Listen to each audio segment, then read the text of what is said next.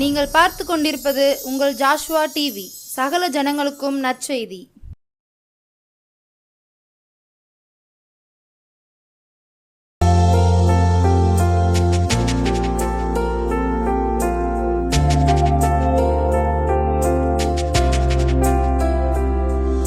நாம் இருந்தவாறு கண்களை மூடி தேவ சமூகத்தில் பாரத்தோடு கூட செபிப்போம். இந்த புதிய ஆண்டிலும் கூட புதிய கிருபைகளையும் புதிய நன்மைகளையும் ஆண்டவர் நம்ம வாழ்க்கையில் செய்ய வேண்டும் என்று தேவ சமூகத்தில் நாம் செபிப்போம். நேசிக்கிற நல்ல ஆண்டவரே, இந்த நல்ல வேளையிலும் கூட நீங்கள் எங்கள் கூட பேசுங்கப்பா. நீங்கள் எங்கள் கூட பேசுங்க ஆண்டவரே. சத்திய வார்த்தைகளை நீங்கள் எங்கள் கூட பேசி வழிநடத்துங்க. இயேசுவின் நாமத்தில் ஜெபிக்கிறோம் நல்ல பிதாவே, ஆமீன். ஆண்டவராகிய இயேசு கிறிஸ்துவின் பரிசுத்த நாமத்தினாலே தேவசேனை ஜெப ஐக்கியத்தின் சார்பிலே ஜீவ வார்த்தையின் நேரத்தின் வழியாக உங்களை பார்க்கவும் உங்களை சந்திக்கவும் ஆண்டவர் கிருபை கொடுத்திருக்கிறார். ஆண்டவருக்கே மகிமை உண்டாவதாக. நீங்கள் சுகமாயிருப்பீர்கள் என்று கர்த்தராகிய இயேசுவின் நாமத்திற்குள்ளே நான் நம்பிக்கையாயிருக்கின்றேன். ஆண்டவர் உங்களை ஆசீர்வதிப்பாராக, உங்கள் தேவைகளை சந்திப்பாராக, உங்களுக்கு சுகம் கொடுப்பாராக, உங்களுடைய எல்லா மன வியாகுலங்களையும் ஏசப்பா மாற்றுவாராக. ஒரு சிறிய பாடலை பாடிவிட்டு தேவ வார்த்தைக்கு நேராக நாம் கடந்து செல்வோம். மாறிடாயமானேசரே, ஆஹா மாறாதவர் அன்பன் நாளுமே, கல்வாரி சிலுவை மீதிலே காணுதேயும் அன்பிதே, இயேசுவின் மகா அன்பிதே, அதின் நாளம் அறியலாகுமோ, இதற்கிணை ஏதும் பேரில்லையே, இணை ஏதும் பேரில்லையே, இதற்கிணை ஏதும் பேரில்லையே, இணை ஏதும் பேரில்லையே. பாவியாக இருக்கையிலே அன்பால் பாரில் உன்னை தேடி வந்தாரே, நீசன் என்று உன்னை தள்ளாமலே நேசனாக மாற்றிடவே, இயேசுவின் மகா அன்பிதே, அதின் நாளம் அறியலாகுமோ, இதற்கிணை ஏதும் பேரில்லையே, இணை ஏதும் பேரில்லையே. இந்த நல்ல நாளிலும் கூட தேவ சமூகம், அவர் சமூகத்தின் ஆசீர்வாதங்கள் என்ற தலைப்பிலே நாம் சிந்தித்து கொண்டிருக்கின்றோம். 3 வாரத்திலே அவர் சமூகத்தின் ஆசீர்வாதங்கள், அவர் சமூகம் எப்படிப்பட்டது என்று ஒரு வாரத்திலே சிந்தித்தோம். யாத்திராகமம் 33ஆம் அதிகாரம் 14ஆம் வசனத்திலே அவருடைய சமூகம் நமக்கு முன்பாக செல்லும், இளைப்பாறுதலை கொடுக்கும் என்று சிந்தித்தோம். இந்த சமூகத்தை நான் அடைந்து கொள்ள, இந்த சமூகத்தின் ஆசீர்வாதங்களை நான் பெற்றுக்கொள்ள நான் என்ன செய்ய வேண்டும் என்ற தலைப்பிலே சிந்தித்தோம். சங்கீதம் 105ஆம் சங்கீதம் 4வது வசனத்திலே அவருடைய சமூகத்தை நித்தமும் தேட வேண்டும் என்று சிந்தித்தோம். கடந்த வாரத்திலே மல்கியா 1ஆம் அதிகாரம் 9வது வசனத்தில் அவருடைய சமூகத்தில் நாம் கெஞ்சி பிரார்த்திக்கணும், கெஞ்சணும் அப்படின்னு சொல்லி சிந்தித்தோம். அதற்கு மோசே குறித்து யாத்திராகமம் 32ஆம் அதிகாரம் முழுவதையும் நீங்கள் வீட்டில் உட்கார்ந்து தியானம் செஞ்சு பாருங்க. அங்கு இஸ்ரவேல் ஜனங்கள் பாவம் செய்த போது அந்த மக்களுக்காக கெஞ்சி பிரார்த்தனை செய்தார். அழிக்க வந்த ஆண்டவர் மனம் மாறி பரிதாபம் கொண்டார் என்று வேதத்திலே வாசிக்கின்றோம். தேவ கோபத்தை மாற்றுவதற்கு ஒரு மனிதனுடைய முழங்கால், ஒரு மனிதனுடைய கெஞ்சி பிரார்த்திக்கின்ற பிரார்த்தனை உதவுகின்றது என்பதை கடந்த வாரத்திலே நாம் சிந்தித்தோம், உணர்ந்து கொண்டோம். அப்படியே நாமும் நம்மை அர்ப்பணித்தோம். இந்த வாரத்திலே பிரசங்கி 5ஆம் அதிகாரம், பிரசங்கியின் புஸ்தகம் 5ஆம் அதிகாரம், பிரசங்கியின் புஸ்தகம் 5ஆம் அதிகாரத்திலே 2ஆம் வசனத்தை வாசிக்கும் போது, பிரசங்கி 5ஆம் அதிகாரத்திலே 2ஆம் வசனத்தை வாசிக்கும் பொழுது, தேவ சமூகத்தில் நீ துணிகரமாய் உன் வாயினால் பேசாமலும் மனம் பதறி ஒரு வார்த்தையும் சொல்லாமலும் இரு. தேவன் வானத்தில் இருக்கிறார், நீ பூமியில் இருக்கிறாய், ஆதலால் உன் வார்த்தைகள் சுருக்கமாயிருப்பதாக. இங்கே நாம் ஒரு வசனத்தை படிக்கின்றோம். தேவ சமூகத்திலே நீ துணிகரமாய் பேசாமலும் என்று வேதத்திலே வாசிக்கின்றோம். அன்புக்குரியவர்களே, தேவ சமூகம், தேவ பிள்ளைகள் எங்கே கூடி வருகிறார்களோ அங்கே ஆண்டவருடைய பிரசன்னம், ஆண்டவருடைய ஆவியானவர், ஆண்டவருடைய தாக்கம் அங்கே உள்ளது. அந்த இடத்திலே நாம நம்முடைய சத்தத்தை, நம்முடைய துணிகரத்தை காட்டுவதற்கு அங்கே இடமில்லாமல் போக வேண்டும் என்பதுதான் இன்றைய நாளில் தேவன் நமக்கு கொடுக்கிற ஆலோசனை. என் அன்புக்குரியவர்களே, அநேக ஆலயங்களிலே நாம் பார்க்கின்றோம், நம்முடைய போதகர்கள், குருவானவர்கள் ஆலயத்தில் புல்பெட்டில் நின்று ஊழியம் செய்கிறார்கள். இங்கே பிரகாரத்திலே நின்று சத்தமிடுகிறதை பார்க்கின்றோம். அடிக்க செல்லக்கூடிய அளவுக்கு ஆவேசப்படுகின்றதை பார்க்கின்றோம். அன்புக்குரிய தேவ பிள்ளைகளே, அப்படியெல்லாம் நாம் செய்யக்கூடாது. விசுவாச பிள்ளைகள் யாரிடமும் சண்டை போடக்கூடாது. யாருடைய வாழ்க்கையிலையும் நாம தேவையில்லாத துணிகரமான வார்த்தைகளை நாம் சொல்லக்கூடாது என்பதுதான் தேவன் நமக்கு இன்றைக்கு போதிக்கிற போதனையாகும். அன்புக்குரியவர்களே, ஒரு ஆலயத்திலே ஒரு அருமையான மனிதர், ஒரு அருமையான ஊழியக்காரர் ஊழியம் செய்து கொண்டிருந்தார். அப்படி ஊழியம் செய்து கொண்டிருக்கும் பொழுது அவர் நல்ல ஒரு சிறப்பாய் ஊழியம் செய்து கொண்டிருந்தார். மருத்துவமும் செய்து, ஊழியமும் செய்து, தேவ வசனத்தையும் போதித்து, கஷ்டப்பட்டவர்களுக்கு உதவி செய்கிறதையும் பல காரியங்களினாலே தன்னுடைய தேவன் தனக்கு கொடுத்த பணம், தனக்கு கொடுத்த தாளந்து, தனக்கு கொடுத்த படிப்பு, இவை எல்லாவற்றையும் அவர் கொடுத்து ஊழியம் செய்து கொண்டிருந்தார். அப்படி ஊழியம் செய்து கொண்டிருக்கும் பொழுது அந்த ஒரு சகோதரர் வரிசையிலே அந்த போதகர் பக்கத்திலே போய் நின்றார். அந்த போதகர் ஒரு கேள்வியை கேட்டார். அதற்கு இவர் தகாத ஒரு வார்த்தையை சொல்லி கடந்து போனார். தகாத வார்த்தையை சொல்லிவிட்டு, உங்ககிட்டலாம் நான் வந்து நிற்கணுமா அப்படின்னு சொல்லிட்டு ஆவேச குரலை எழுப்பி கடந்து போய்விட்டார். இந்த போதகர், ஐயா வாருங்கள், ஐயா நில்லுங்கள், ஐயா எப்படியாவது வாங்க, உங்களுக்கு மருத்துவம் செய்வோம், வசனத்தை சொல்லுகிறேன், நீங்க வாங்க, நீங்க வாங்க அப்படின்னு கூப்பிடுகிறார். அவர் ஆவேசமாக கோபத்தோடு கூட கடந்து போய்விட்டார். அன்புக்குரியவர்களே, அதோ பரிதாபமான ஒரு சூழ்நிலை.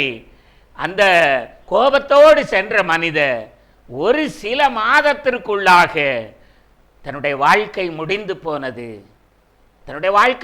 போனது. அன்புக்குரியவர்களே, சிலர் அடித்து கொன்று போட்டார்கள் என்று சொல்லப்படுகிறது. அன்புக்குரியவர்களே, தேவ சமூகத்தில் நாம் துணிகரமாய் ஒரு நாள் பேசக்கூடாது பிரியமானவர்களே. அந்த காலத்தில் கிட்டத்தட்ட நான் 30 ஆண்டுகளாக தேவனுடைய ஆலயத்திலே குருவானவர்களோடு நல் உறவு வைத்து ஊழியம் செய்திருக்கிறேன். அவர்கள் சொல்லுவார்கள், ஆல்ட்ரு பக்கத்தில் நின்று சத்தமாக பேசக்கூடாது தம்பி அப்படின்னு என்கிட்ட சொல்லி கொடுத்துருக்குறாங்க. என் அன்புக்குரியவர்களே, ஒருவேளை உங்களுக்கு நான் ஆலோசனையாக சொல்லுகிறேன், உங்களுக்கு நான் வேற எதையும் தீமையாக நான் சொல்ல விரும்பவில்லை. உங்களுடைய வாழ்க்கையிலே நீங்கள் எதையும் நீங்கள் குற்றம் சாட்ட வேண்டாம். நீங்கள் யாரையும் பழியாக பேச வேண்டாம். வேதம் சொல்லுகிறது, தேவ சமூகத்தில் நீ வந்து துணிகரமாய் பேசாதே. துணிகரம் என்றால் என்ன? மனதிலே ஒரு ஆணவத்தோடு பேசுகிற தன்மை, செய்கிறது ஒன்று சொல்லுகிறது ஒன்றான நிலைமையிலே நாம் வாழக்கூடாது என்று ஆண்டவர் விரும்புகிறார்.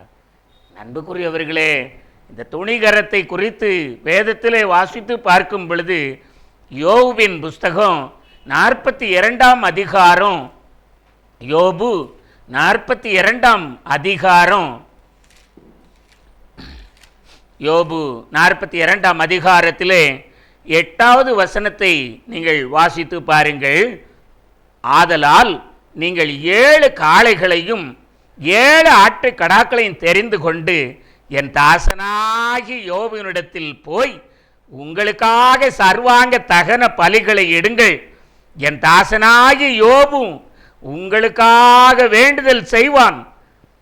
நான் அவன் முகத்தை பார்த்து உங்களை உங்கள் புத்தி இனத்துக்கு தக்கதாக நடத்தாதிருப்பேன். என் தாசனாகி யோபு பேசினது போல நீங்கள் என்னை குறித்து நிதானமாய் பேசவில்லை. அன்பு தேவ பிள்ளைகளே, இந்த யோபின் புஸ்தகத்தை கொஞ்சம் கவனமா வாசிக்கணும். இந்த யோபின் புஸ்தகத்தில் வாசிக்கிறோம், 1ஆம் அதிகாரத்தில் அவர் செல்வ சீமானாய் வாழ்ந்தார், உத்தமனாய் வாழ்ந்தார், நீதிமானாய் வாழ்ந்தார்.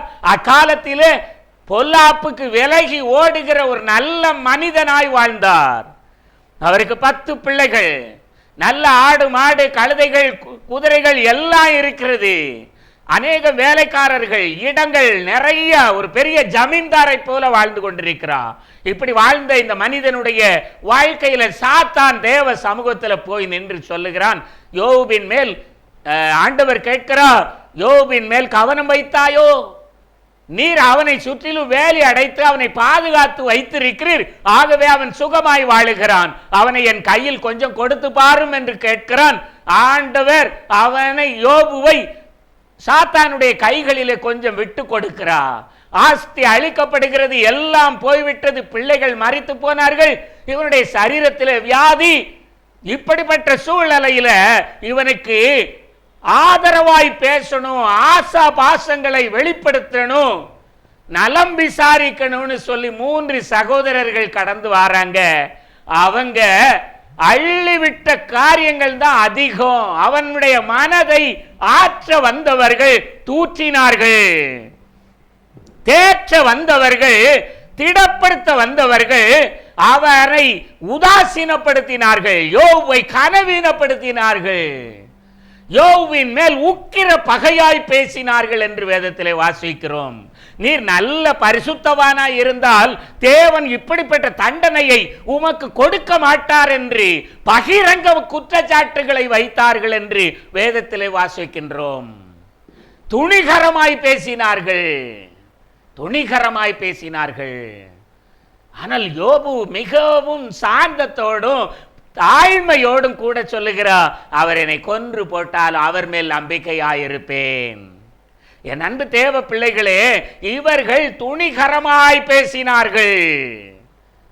நீர் ஒடுக்கப்பட்டவர்களுடைய நியாயத்தை அழித்தீர், நீர் பரதேசி திக்கற்றவர்களை ஆதரிக்கவில்லை என்றெல்லாம் குற்றச்சாட்டுகளை, அதிக குற்றச்சாட்டுகளை நீங்கள் வாசிக்கலாம். 3ஆம் அதிகாரத்துக்கு பிறகு நீங்க 37, 8ஆம் அதிகாரம் வரையிலும் வாசித்து பார்த்தீங்கன்னா முழுவதும் அவர்களுடைய குற்றச்சாட்டுகள் தான். உக்கிரமான கோபத்தோடு பேசுகிறதை பார்க்கிறோம்.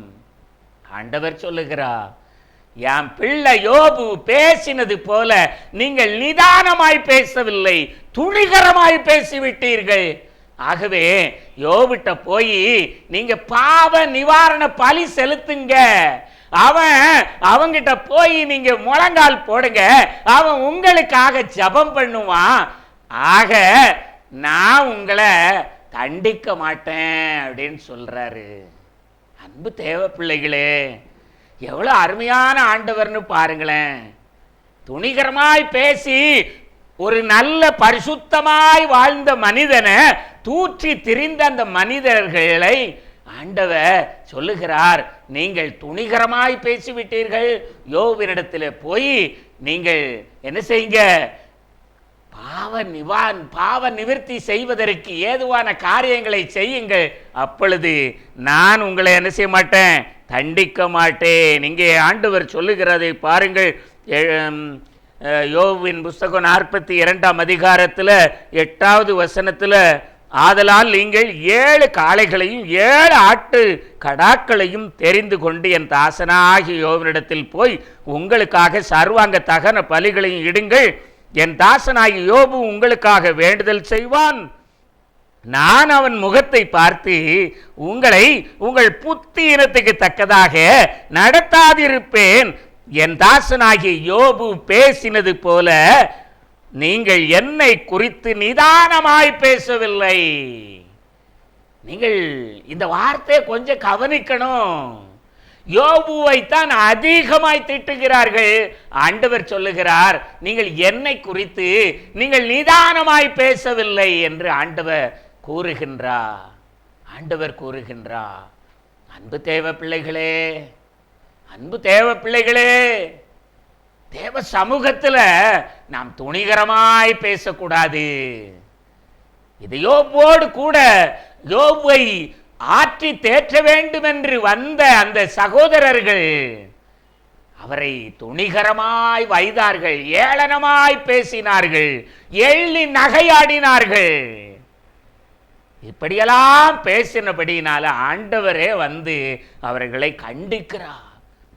நீங்க என் மகனாகி யோபு பேசினது போல நிதானமாய் பேசல, பொறுமையாய் பேசல, நீங்க துணிகரமாய் பேசிவிட்டீர்கள். ஆகவேதான் ஆண்டவர் சொல்லுகிறார், பிரசங்கியின் புஸ்தகத்தில் ஆண்டவர் உணர்த்துகிறார், தேவ சமூகத்தில் நீ இருக்கும் பொழுது, போயிருக்கும் பொழுது நீ துணிகரமாய் பேசாத. இது தேவ சமூகம், இது ஆண்டவர் வசிக்கும் வீடு, இது ஆண்டவர் வாழும் இடம். இந்த இடத்துல நீங்க துணிகரமாய் பேசாதீங்க, சத்தமாய் பேசாதீங்க. ஏன்னா ஆண்டவர் அதை கேட்கிறார், ஆண்டவர் அதை பார்க்கிறார். ஆண்டவர் அதை பார்த்து விட்டு என்ன செய்வார் தெரியுமா? யோபுவினிடத்தில் அவன் சிநேகிதர்களை குறித்து சொல்லுகிறார், நீங்க என்னை குறித்து நிதானமாய் பேசவில்லை, நிதானம் தவறி பேசிவிட்டீர்கள், ஒழுங்கற்ற தன்மையோடு பேசவில்லை. என் அன்புக்குரியவர்களே, ஆண்டவர் தெளிவாக கூறுகிறார், தேவ சமூகத்தில் நீங்க துணிகரமாய் பேசாதீர்கள், துணிகரமாய் வார்த்தைகளை விடாதீர்கள். இது தேவ சமூகம், இது ஆண்டவர் வசிக்கும் இடம், ஆண்டவர் வாழுகிற பூமி. நம்மால் முடிந்த வரையிலும் பொறுமையாய் போவதற்கு அழைக்கப்படுகிறோம், பொறுமையாய் செல்வதற்கு ஆண்டவர் நம்மை அழைக்கின்றார். பிரியமானவர்களே, நீங்கள் இந்த அருமையான தேவ சமூகத்தில் துணிகரமாய் பேசாம உங்க வாழ்க்கையை சரிப்படுத்தி கொண்டால் உங்க வாழ்க்கையில நன்மையான காரியங்களை எசப்பா செய்வார். பிரியமானவர்களே, அவர் சமூகத்தில் நாம எப்படி இருக்கணும் அப்படிங்கிறது தான் நாம சிந்திக்கிறோம், நித்தமும் தேடணும். ரெண்டாவது, அவர் சமூகத்தில் கெஞ்சணும், ஆத்துமாக்களுக்காக, அழிந்து போகிற ஆத்துமாக்களுக்காக கெஞ்சி பிரார்த்திக்கணும். மோசேயை போல இவர்களை அழித்து விடாதீரும் ஐயா, இவர்களை நீர் காப்பாற்றினீரே, செங்கடலை பிளந்தீரே, எகிப்தின் தலைச்சன் பிள்ளைகளை எல்லாம் கொன்று குவித்தீரே, எல்லா வீடுகளிலும் அலறல் சத்தம் கேட்டதே ஐயா, இப்படியெல்லாம் அற்புதங்களை செஞ்சு இவங்களை மீட்டு கொண்டு வந்தீங்களே, இவர்களை இப்பொழுது ஒரு நிமிஷத்துல அழிச்சு போட்டுருவேன், கொன்று போடுவேன்னு சொல்றீங்களப்பா அப்படின்னு சொல்லி மோசே கெஞ்சி பிரார்த்தித்தான். பார்த்தீங்களா? அதே போல ஏசப்பாட்ட கெஞ்சி பிரார்த்திக்கணும். ரெண்டாவது, மூன்றாவது, நாம அவர் சமூகத்தில் இருக்கும் பொழுது துணிகரமாய் பேசக்கூடாது. அவர் சமூகத்தின் ஆசீர்வாதங்களை பெற்றுக்கொள்ளணும்னா துணிகரமாய் பேசக்கூடாது. அப்படி துணிகரமாய் பேசாம வாழ்க்கை நடத்தும் பொழுது ஒரே ஒரு வசனத்தை வாசித்து நாம இந்த வார்த்தையை முடிவுக்கு கொண்டு வரலாம். சங்கீதம் 16ஆம் சங்கீதத்திலே, சங்கீதம் 16ஆம் சங்கீதத்திலே 11ஆம் வசனம், ஜீவ மார்க்கத்தை எனக்கு தெரியப்படுத்தினீர், உம்முடைய சமூகத்தில் பரிபூரண ஆனந்தமும் உம்முடைய வலது பாரிசத்தில் நித்திய பேரின்பமும் உண்டு. இங்கே நாம் பார்க்கிறோம், உம்முடைய சமூகத்தில் பரிபூரண ஆனந்தம், உம்முடைய வலது பாரிசத்தில் நித்திய பேரின்பமும் உண்டு. உம்முடைய சமூகத்தில் ஆனந்த சந்தோஷம், ஆனந்தம், பரிபூரண ஆனந்தம். பரிபூரண ஆனந்தம்னா ஒரு குறையுமே சொல்ல முடியாத ஆனந்தம், ஒரு பிழையும் சொல்ல முடியாத ஆனந்தம். இந்த ஆனந்தம் யார் வீட்டில், யார் வாழ்க்கையில் உண்டாகும் சொன்னால், எல்லா சூழ்நிலையிலும் நெருக்க வந்தாலும், வாழ்க்கையில் எவ்வளவு தோல்விகள் வந்தாலும், வேதம் சொல்லுகிறபடி அவருடைய சமூகத்தில் நித்தமும் தேடுகிற மனிதனுடைய வாழ்க்கையில் மகா ஆனந்தத்தை, அதிசயமான ஆனந்தத்தை ஆண்டவர் தருவா. ரெண்டாவது சிந்தித்தோம், அவர் சமூகத்தில் கெஞ்சுகிற பிள்ளைகளுக்கு பரிபூர்ண சந்தோஷத்தை, ஆனந்தத்தை ஆண்டவர் கொடுப்பா. அவர் சமூகத்தில் துணிகரமாய் பேசாத மனிதனுடைய வாழ்க்கையில் ஆண்டவர் பரிபூர்ண ஆனந்தத்தை, பரிபூர்ண ஆனந்தத்தை ஆண்டவர் கொடுத்து நம்மை வாழ வைக்க விரும்புகிறார். பரிபூர்ண ஆனந்தம். என் அன்பு தேவ பிள்ளைகளே, இந்த பரிபூர்ண ஆனந்தம் நம்முடைய வாழ்க்கையில் வேணும்னா அவர் சமூகத்தில் அமைதியாக காத்துருங்க. அவர் சமூகத்தில் நித்தமும் அவரை தேடுங்க. அதை அவரை தேடணும்னா இந்த வேதத்தின் வழியாகத்தான் அவரை தேட முடியும்.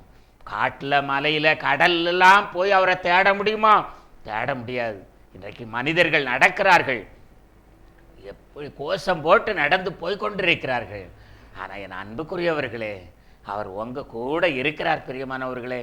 அவர் எங்கேயும் இல்லை பிரியமானவர்களே, மலையில், கடலில் எங்கேயும் இல்லை பிரியமானவர்களே. அவர் உங்கள் முன்னாடி இருக்கிறார்.